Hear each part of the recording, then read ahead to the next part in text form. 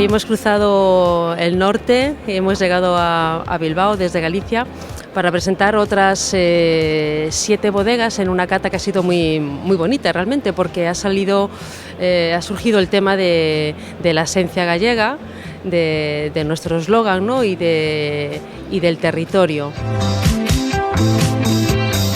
Ahora, bueno, quizá hay un movimiento de puesta en valor de lo local, de lo específico, ¿no? Pero nosotros en Ladio Ribeiro hemos pensado siempre que lo más universal que existe es lo local, ¿no? Defendemos esto, con lo cual ojalá, a lo mejor está Ribeiro de moda ahora, pero no creo que sea una vuelta, creo que es algo que en nuestro caso es nuestra esencia.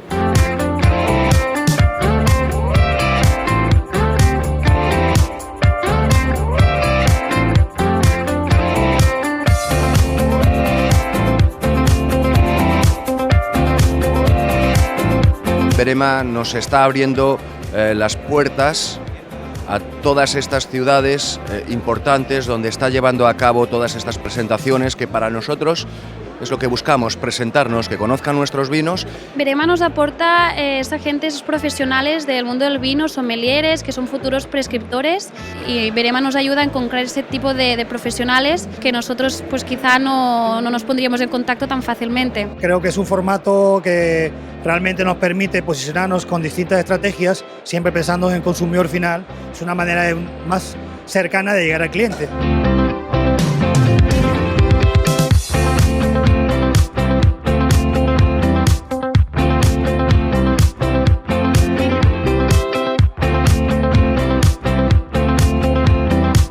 Queríamos trasladar y hacer una cata en la que contáramos un poco los secretos del verdejo, pero más que los secretos del verdejo, nuestros secretos, ¿no? La apuesta de la propiedad, que es el proyecto de colaboración entre François Lurton y Michel y Dani Roland, una apuesta clara por la variedad, por el terreno, por el terruño y luego por la zona.